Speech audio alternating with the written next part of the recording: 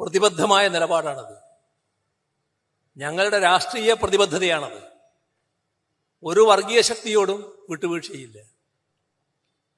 ഇപ്പോ തൃശ്ശൂരിൽ BJP ജയിക്കാനിടയായ സംഭവത്തെക്കുറിച്ച് നമ്മുടെ പൊതുസമൂഹം ഗൗരവമായി കാണേണ്ടത് തന്നെയാണ്. അത് ഗൗരവമായി എല്ലാവരും പരിശോധിക്കേണ്ടതുമാണ്. എന്നാൽ കൺമുന്നിൽ വരുന്ന ചില യാഥാർത്ഥ്യങ്ങളുണ്ടല്ലോ. 2024 തെരഞ്ഞെടുപ്പ്, 2019 തെരഞ്ഞെടുപ്പ്. 2019 തെരഞ്ഞെടുപ്പ് നടന്നപ്പോൾ കോൺഗ്രസിന് കിട്ടിയ വോട്ടിൽ 24 ആയപ്പോൾ 86,000 വോട്ടിന്റെ കുറവ് വരുന്നു. ഇവിടെ പോയി ആ 86,000 വോട്ട്?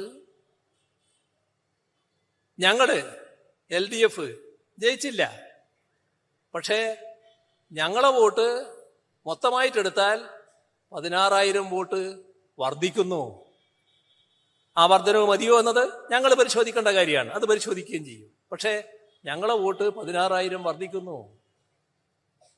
BJP 1,00,000 വോട്ടിലധികം വർധനവുണ്ടാക്കി ഭൂരിപക്ഷത്തോടെ ജയിക്കുന്നു. 1,00,000 വോട്ടിന്റെ വർധനവ് കഴിഞ്ഞ തവണത്തിൽ നിന്നും ഉണ്ടാക്കുന്നു. ആ 1,00,000-ലധികം വോട്ടുണ്ടാകുമ്പോ ഈ 86,000-ന് ഒരു സ്ഥാനമില്ലേ? എന്തേ അത് കാണാത്തത്? അതല്ലേ ഗൗരവമായ പ്രശ്നം. അപ്പോ നമ്മുടെ നാട്ടിൽ തെറ്റായ പ്രചരണങ്ങൾ ആരും സ്വീകരിക്കാനോ അംഗീകരിക്കാനോ പോകുന്നില്ല. RSSന്റെ കേരളത്തിന്റെ ചരിത്രം പരിശോധിച്ചാൽ RSSന്റെ വളർച്ചയ്ക്ക് വേണ്ടി അനേകം സഖാക്കളാണ് ഇവിടെ രക്തസാക്ഷിത്വം വരിക്കേണ്ടി വന്നത്. സംഘപരിവാറിന്റെ കൊലക്കത്തിക്കരിയായാണ് അവരെല്ലാം രക്തസാക്ഷിത്വം വരിച്ചത്. ആ സഖാക്കളുടെ പാർട്ടിയാണിത്. വിട്ടുവീഴ്ചയില്ലാതെ വർഗീയതയ്ക്കെതിരെ പോരാടിക്കൊണ്ടിരിക്കുന്ന ഒരു പാർട്ടി. കേരളത്തിന്റെ മതനിരപേക്ഷത തകർത്ത് വർഗീയ അജണ്ട പ്രചരിപ്പിച്ച് കടന്നുകയറാൻ പറ്റുമോ എന്ന് RSS വലിയ തോതിൽ ശ്രമിച്ചുകൊണ്ടിരിക്കുകയാണ്. ആ ശ്രമങ്ങൾക്ക് പിന്തുണ നൽകാൻ ചിലരിപ്പോ തയ്യാറാകുന്നു എന്നതാണ് ഈ അടുത്ത കാലത്തെ സംഭവങ്ങൾ കാണിക്കുന്നത്. ഇവിടെ എല്ലാ കാര്യങ്ങളിലും കൃത്യമായ നിലപാടുകൾ നേരത്തെ വ്യക്തമാക്കിയിട്ടുണ്ട്. അതിലൊന്ന് അൻവർ. ഇപ്പോൾ അദ്ദേഹം കേരളത്തിലെ CPIM-ന്റെ നിയമസഭാ പാർട്ടി അംഗമല്ല എന്ന് പറഞ്ഞു കഴിഞ്ഞിട്ടുണ്ട്. ഞാൻ നിയമസഭാ പാർട്ടി അംഗമല്ല, നിയമസഭാ പാർട്ടിയിൽ പങ്കെടുക്കില്ല, ഞാൻ LDF-ന്റെ ഭാഗവുമല്ല എന്ന് അദ്ദേഹം പരസ്യമായി പറഞ്ഞു കഴിഞ്ഞിട്ടുണ്ട്. ഇനി ഏത് ഭാഗമാണെന്ന് പിന്നീട് അദ്ദേഹം തീരുമാനിക്കട്ടെ. ഏതായാലും അദ്ദേഹം നിയമസഭാ പാർട്ടി അംഗമായിരിക്കുന്ന ഘട്ടത്തിൽ ഉന്നയിച്ച ചില ആരോപണങ്ങളുണ്ടായിരുന്നു. ആ ആരോപണങ്ങൾ അവജ്ഞയോടെ തള്ളിക്കളിയല്ല സർക്കാർ ചെയ്തത്. ആ ആരോപണങ്ങൾ ഗൗരവത്തിലെടുത്തു.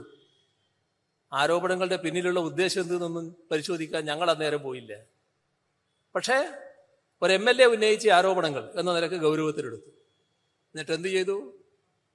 അതുമായി ബന്ധപ്പെട്ട് പരിശോധിക്കാൻ കേരളത്തിലെ ഏറ്റവും ഉന്നതനായ പോലീസ് മേധാവി, അതാണ് സംസ്ഥാന പോലീസ് മേധാവി, അദ്ദേഹത്തിന്റെ നേതൃത്വത്തിലുള്ള ഒരു ടീമിനെ നിയോഗിച്ചു. ആ ടീമിന്റെ പരിശോധന 1 മാസം കൊണ്ട് പൂർത്തിയാക്കണമെന്ന് പറഞ്ഞിട്ടുണ്ട്. ആ പരിശോധന കിട്ടുന്ന മുറക്ക് അതിൻ്റെതായ നടപടികളിലേക്ക് കടക്കുമെന്നും പറഞ്ഞിട്ടുണ്ട്. ഇതാണ് ഞങ്ങൾ സ്വീകരിച്ച, സർക്കാർ സ്വീകരിച്ച നടപടി. ഇതിലൊന്നും സർക്കാരിന് മറച്ചു വെക്കാനില്ല. ആ റിപ്പോർട്ട് വരട്ടെ, വന്നതിന് ശേഷം ആ റിപ്പോർട്ടിനെ അടിസ്ഥാനപ്പെടുത്തി എന്ത് ചെയ്യണോ ആ നടപടികളിലേക്ക് സർക്കാർ കടക്കുകയും ചെയ്യും. ഇവിടെ അതിനു മുൻപ് തന്നെ പ്രത്യേക അജണ്ടയുമായി അദ്ദേഹം രംഗത്തിറങ്ങിക്കഴിഞ്ഞു. അത് അദ്ദേഹത്തിന്റെ നിലയാണ്. അതിനെക്കുറിച്ച് ഇപ്പൊ ഞാൻ കൂടുതലായിട്ട് പറയുന്നില്ല. ഏതായാലും ഇതൊന്നും നമ്മുടെ നാട് അംഗീകരിക്കുന്ന ഒന്നല്ല.